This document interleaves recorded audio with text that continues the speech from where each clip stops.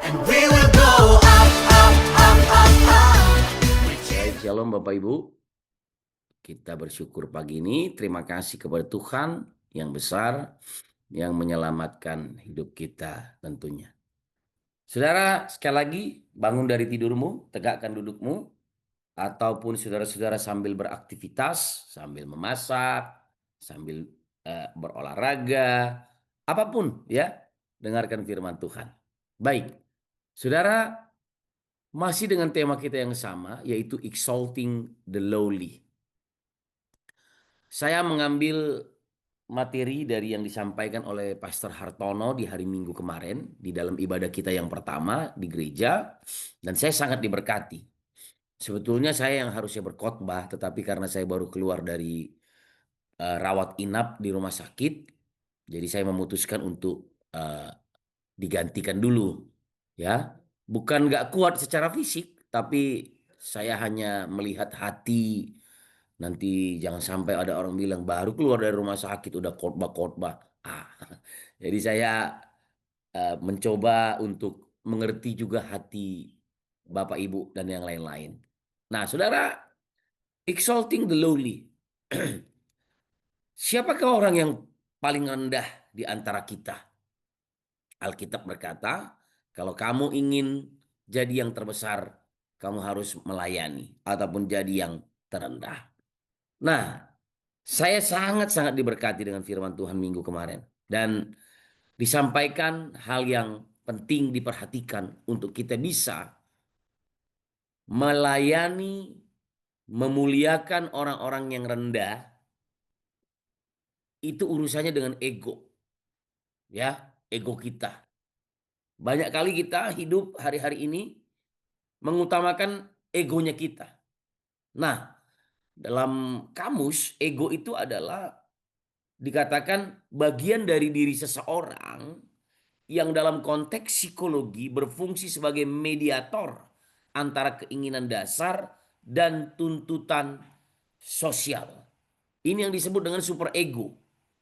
Secara sederhana, Bapak Ibu, ego adalah aku atau diri seseorang yang merasakan dunia luar dan bereaksi terhadapnya. Nah, jadi ego itu secara arti bahasa dia tidak bermasalah, Bapak Ibu. Dia akan menjadi masalah kalau, dengar ya, kalau ego itu lebih tinggi dari yang lain. Jadi diri, kalau kita lebih mengutamakan diri kita, kalau kita lebih penting dari orang lain, nah itu namanya ego. Saat kita merasa bahwa enggak, gue lebih penting dari lu. Enggak, ini gara-gara saya. Ini karena saya. Ini ego. Dan sering kita mendengar kata egoisme. Dan sumber dari semua masalah itu ya ego memang. Waktu saya mempelajari Alkitab, firman Tuhan berkata bahwa manusia itu diberikan kehendak bebas. Ya, free will. Nah, di sini letaknya Bapak Ibu. Saya sudah sampaikan buat kita bahwa Tuhan tidak mungkin tidak menciptakan pohon pengetahuan yang baik dan yang jahat. Kenapa Bapak Ibu? Itu harus diciptakan. Tuhan bukan tidak adil. Justru kalau dia tidak ciptakan pohon pengetahuan yang baik dan yang jahat, berarti Tuhan kita bukan Tuhan yang benar. Di sini letaknya Bapak Ibu. Dia menciptakan pohon pengetahuan yang baik dan yang jahat. Kenapa diciptakan? Karena manusia kita diciptakan serupa dan segambar dengan dia, dengan Allah. Nah, pernyataannya kan dikatakan, baiklah kita menciptakan manusia serupa dan segambar dengan kita, katanya. Nah, di sini munculnya Bapak Ibu. Tetapi ego ini diberikan kepada kita manusia itu bukan untuk keburukan, tetapi untuk kebaikan kita sebetulnya. Ya, karena kita ini diciptakan serupa segambar dengan Allah. Masalahnya manusia gagal menggunakan free will yang Tuhan berikan.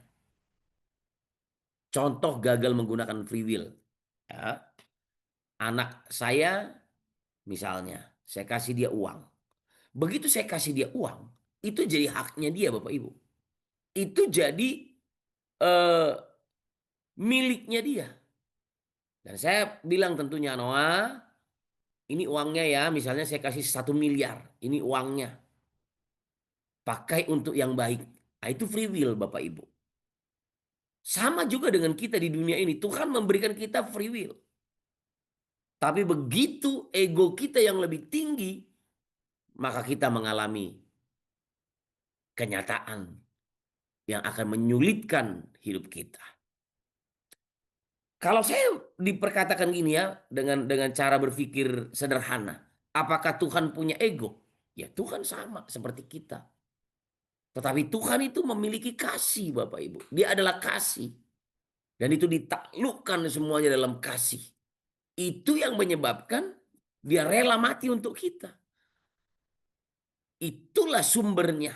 Karena dia adalah kasih. Tapi apakah Tuhan itu punya pribadi? Betul Pak Bu. Itu sebabnya Yesus itu Tuhan kita itu memiliki tiga pribadi. Ya, dalam 3 pribadi. Satu Allah yang Esa dalam 3 pribadi. Nah, itu sebabnya ego kita perlu kita taklukkan. Supaya kita bisa saling melayani. Bahkan setiap kita bisa memperhatikan orang-orang yang paling rendah. Exalting the lowly. Pak, Bu, KGP, dengar baik-baik, KGC. Ayo kita melihat. Terlalu banyak kita sibuk di dalam gereja. Kan saya bilang kemarin hari Minggu. Kita menganggap waktu kita melayani di gereja, di mimbar gereja itu pelayanan. Betul itu pelayanan. Tapi saya mau bilang gini. Itu sebetulnya kita sedang berlatih untuk kita keluar memperhatikan orang-orang yang rendah, orang-orang yang susah, orang-orang yang terlantar, orang-orang yang miskin. Tapi kita berpikir selesai di gereja kita melayani, ya udah selesai itu pelayanan. Tapi Tuhan bilang apa? Kalau kamu melakukan sesuatu untuk saudaraku yang paling rendah ini, engkau melakukannya untuk aku. Jadi Bapak Ibu, ada orang-orang yang tidak melayani di mimbar, ada. Tapi waktu engkau memperhatikan orang-orang yang lemah, orang-orang yang susah, orang-orang yang miskin, orang-orang yang tertolak, engkau sedang melayani Yesus. Katakan amin. Waktu engkau menurunkan egomu untuk memberikan apa yang kamu miliki untuk orang yang susah, orang yang miskin, orang yang sulit, kamu sedang melakukannya untuk aku, kata Tuhan. Ayo kita rubah konsep cara berpikir kita.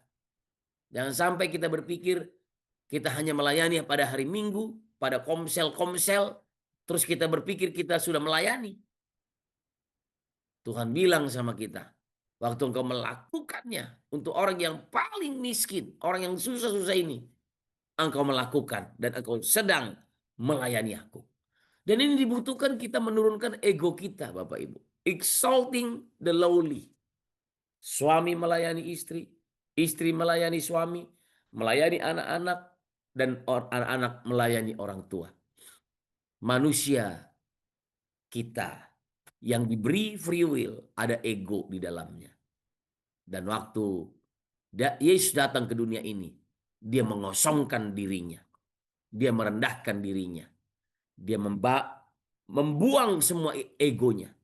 Supaya apa? Supaya hanya keinginan Tuhan, keinginan Bapa yang diselesaikan melalui hidupnya. Nah, Lukas 9 ini, dalam Lukas 9 ayat 23 berkata, katanya kepada mereka semua, setiap orang yang mau mengikut aku, ia harus menyangkal dirinya, memikul salibnya setiap hari, dan mengikut aku. Karena barang siapa menyelamatkan nyawanya, mau menyelamatkan nyawanya, ia akan kehilangan nyawanya. Tetapi barang siapa yang kehilangan nyawanya karena aku, ia akan menyelamatkannya. Bapak Ibu dengar baik-baik, GGP dengar baik-baik. Ya, orang yang mau menyelamatkan dirinya sendiri, ya cari selamat, dia akan kehilangan nyawanya. Ini bicara tentang ego. Kita nggak akan pernah bisa exalting the lowly, memuliakan, memberi tempat yang hormat kepada orang-orang yang lemah, orang-orang yang susah. Kalau kita sendiri mau cuma urusnya diri kita terus. Ayo para pekerja, para pelayan di gereja-gereja, khususnya kita yang ada di KJP ini. Jangan terlalu bangga dengan melayani di mimbar, di altar hari Minggu. Tapi banggalah begitu engkau keluar dari gereja dan engkau memperhatikan orang-orang yang susah, orang-orang yang terbuang. Dan ayat ini berkata, setiap orang yang mau mengikut aku, mengikut Yesus, ia harus sangkal diri. Sangkal diri itu gini maksudnya Pak, Bu. Meniadakan ego kita. Menyangkal keinginan-keinginan kita. Aku bukannya aku lagi. Itu menyangkal. Tapi seringkali dalam kehidupan orang-orang Kristen, para pelayan, dirinya terus. Seringkali dalam rumah tangga terjadi keributan. Cuma ini aja masalahnya. Ego yang gak pernah mau diturunkan. Nggak bisa. Udah cukup berapa kali saya yang berjuang untuk keluarga ini. Waduh, kalau ini udah terjadi Bapak Ibu, maka engkau nggak akan pernah merasakan sorga dalam rumah tanggamu. Dan Tuhan bilang sama kita, memikul salibnya. Saudara, Yesus dibawa ke Bukit Tengkorak, dituntun, sambil diteriakin, salibkan dia, salibkan dia, salibkan dia. Dia pernah ngomong gini di Taman Getsemani. Waktu Petrus memotong telinga seorang prajurit, salah satu orang prajurit, dia bilang, kamu pikir aku tidak bisa meminta untuk malaikat datang, beribu-ribu bahkan berlaksa malaikat datang saat ini untuk untuk membebaskan aku. Saudara, dengar ya. Yesus menyangkal dirinya, memikul salibnya. Karena memang dia tahu dia harus pikul itu. Dan itu Bapak Ibu, egonya harus diturunkan. Banyak di antara kita terlalu banyak keakuannya. Terlalu banyak sayalah. Kita lupa bahwa Tuhan Yesus yang kita sembah, yang kita katakan dialah guru dan Tuanku. Dialah yang harus kuteladani. Kita lupa bahwa Yesus sendiri menyangkal diri, memikul salibnya setiap hari. Dan dia melakukan kehendak Bapa. Makanya saya katakan kemarin, hidup ini sederhana Pak, Bu. Bapa memerintahkan, Yesus memerintah, kita mengosongkan diri, kita hanya taat, maka Roh Kudus akan mengerjakannya untuk kita. Itu aja sebetulnya Bapak Ibu. Tapi keakuan kita naik terus. Saya ulangi. Hidup ini sederhana. Kalau kita mau didapati sebagai orang yang taat. Firman Allah datang sebagai perintah kepada kita. Kita mengeksekusinya dengan cara apa? Mengosongkan diri. Waktu kita mengosongkan diri, Roh Kudus memenuhi kita. Roh Kudus bekerja melalui hidup kita. Kita ini cuma alat. Jadi menyangkal diri dan memikul salib. Jangan mencoba untuk menyelamatkan nyawamu. Karena kamu akan kehilangan nyawamu, kata Tuhan. Tetapi kalau engkau mau kehilangan nyawamu karena aku, kosongkan dirimu. Kosongkan egomu, buang egomu. Dengar. Ia akan menyelamatkannya.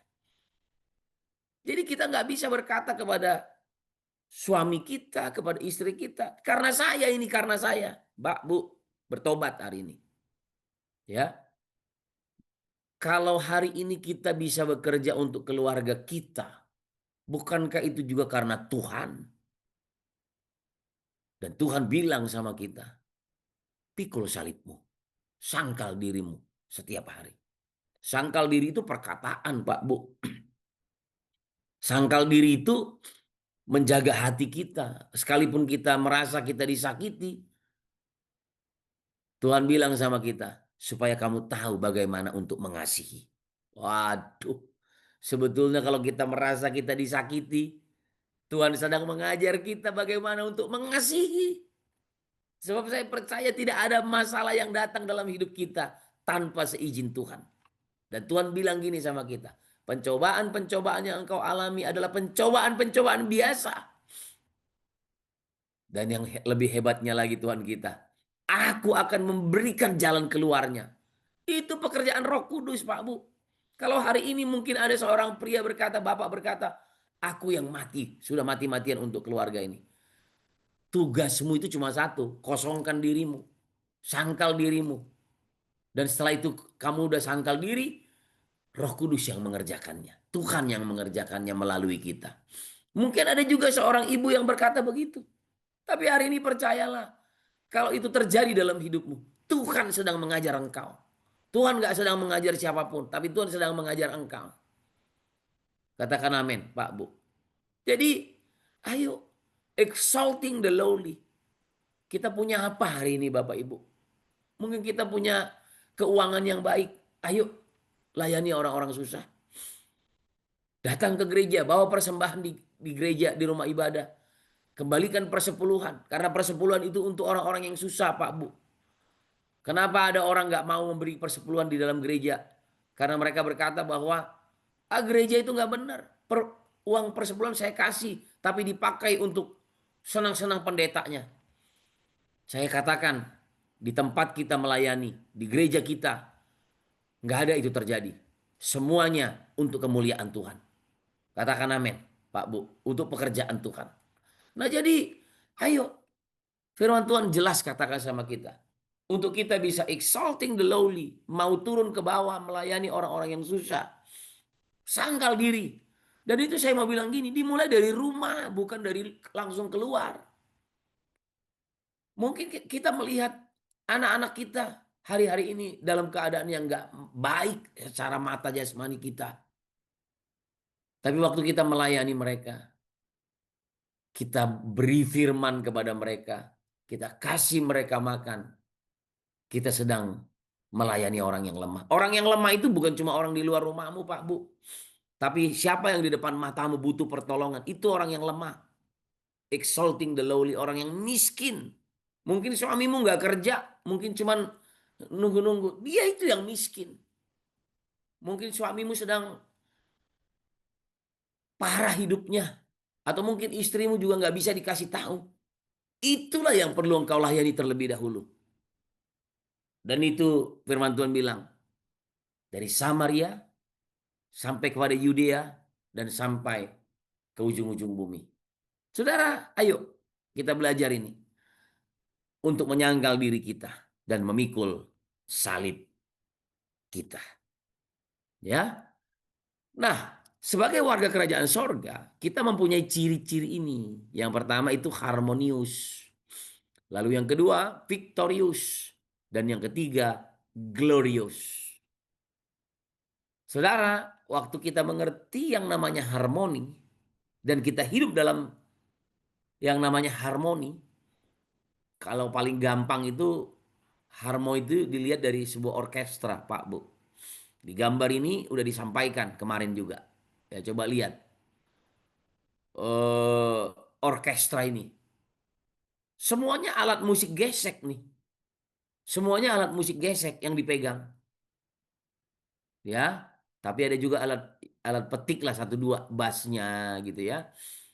Tapi coba bayangkan Pak Bu, ini kalau nggak teratur satu aja, nggak masuk dalam harmonisasi yang benar, maka jadi fals, jadi nggak enak. Hidup ini begitu Pak Bu. Kalau ego kita yang naik terus, kita nggak mau harmoni dengan yang lain, nggak mau bekerja sama dengan yang lain, hidupmu itu fals. Berapa banyak kita ini hidupnya fals, ya? Kita nggak mau bekerja sama dengan orang lain. Memang mungkin kita lebih diberkati, memang mungkin kita lebih kuat dari yang lain. Memang mungkin aja kita dapat 5 talenta, mungkin saja kita dapat 2 talenta, dan mungkin saja kita dapat cuma 1 talenta. Tapi dengar, kalau yang 1 talenta ini masuk dalam harmoni, maka menjadi sebuah keindahan dalam kehidupan. Tapi ketika yang satu talenta, alat musik ataupun bass yang mungkin cuma petik teng sekali aja, tinggal teng, tutup, terus dia nggak mau masuk dalam harmoni karena dia bilang, ah cuman itu doang kerjaanku, nggak mau saya. Egonya naik, dengar Pak Bu. Maka semuanya jadi, hidupnya jadi fals. Saya pernah mendengar cerita contoh harmonisasi ini. Ada seorang yang memukul triangle ya. Jadi karena memang dia talentanya cuma itu, masih bisanya di situ. Dan dalam sebuah orkestra nyanyi, wah semua seru. Yang menggesek violin atau biola, wah ya, nah, nah. Lalu yang main drum, tak tak tak, yang main bass semuanya. Tugasnya yang pegang triangle ini, triangle, cuma satu aja begitu semuanya. Oh, selesai. Dia tinggal mukul. Ting. Nah, saudara, bayangkan kalau yang mukul ini, yang cuma diperintahkan mukul nanti terakhir, ting, dia pukul terus ting ting ting ting ting. Karena dia pikir, masa saya cuma disuruh mukul sekali, maka berantakan semua dan membuat semua jadi fals. Nah, hidup juga sama, Pak Bu. Harmonius. Ketika kita harmoni dalam keluarga, melayani satu dengan yang lain, maka dengar baik-baik. Kita akan mengalami yang disebut dengan victorious, kemenangan. Dan waktu kita mengalami victorious bersama-sama Pak Bu, maka kita mengalami glorious. Kita mengalami kemuliaan Bapa. Ayo, jangan-jangan kita selama ini penyebab kerusakan. Karena kita nggak menyangkal diri. Kita pikir kita yang udah berjuang. Tapi kita ternyata yang menghancurkan. Kita pikir kita yang selama ini udah berkorban. Tapi ternyata kita yang sedang merusak semuanya. Cuma karena apa? Egonya nggak mau diturunkan. Yesus, manusia yang sempurna, dia mengosongkan dirinya. Pak Bu. Karena pelanggaran Adam, seorang Adam pertama, maka dunia ini hancur. Tetapi karena ada ketaatan Adam yang kedua, the last Adam, maka pemulihan terjadi. Pak Bu, cuma itu aja. Exalting the lowly. Mari kita sama-sama bisa melihat diri kita hari ini untuk kita bisa melayani orang-orang yang rendah, orang-orang yang tersakiti, orang-orang yang tertolak, orang-orang yang dibuang. Jangan sampai di rumah kita ada orang yang tertolak. Karena saya melayani banyak keluarga, banyak pria-pria. Baru minggu kemarin juga melayani camp pria. Tadi malam pun saya masih melayani sampai jam 10 malam. Saya lihat ada banyak orang-orang. Mereka ada dalam rumahnya sendiri. Bahkan itu rumahnya, tapi ditolak. Ayo kita berubah. Turunkan ego kita. Masuk dalam harmonius. Kita mengalami victorious. Dan kita mengalami kemuliaan. 2 Timotius pasal 3 ayat 1 berkata. Sampai ayat yang kedua. Ketahuilah bahwa pada hari-hari terakhir akan datang masa yang sukar. Kalepos dalam bahasa aslinya. Masa yang sukar. Sukar itu kalepos. Manusia akan mencintai dirinya sendiri dan menjadi hamba uang. Saudara, ini yang terjadi hari-hari ini. Tapi Alkitab juga berkata kepada kita, akar dari segala kejahatan adalah cinta akan uang. Mungkin kita berpikir bahwa enggak, saya bukan cinta uang, tapi saya kan harus menghidupi rumah tangga ini. Hati-hati Bapak Ibu. Ya, berkat itu datang ketika kita bekerja. Betul, saya percaya kita harus bekerja. Tapi berkat itu, pintu pekerjaan, pintu semua berkat adalah ketika kita mau menerima kekurangan orang lain. Ketika kita punya kasih, ketika ada damai sejahtera, ketika kita punya kerukunan, maka pintu berkat itu terbuka. Baru kita bisa bekerja. Dan waktu kita bekerja, tidak mendatangkan sakit penyakit. Tidak mendatangkan kerugian. Ya, banyak orang bekerja, bekerja, bekerja. Uang banyak, tapi mendatangkan percekcokan. Ini masalah. Dan dia bilang, enggak, ini saya lakukan dengan benar. Saudara, kita sedang menjadi hamba uang ketika kita lakukan itu.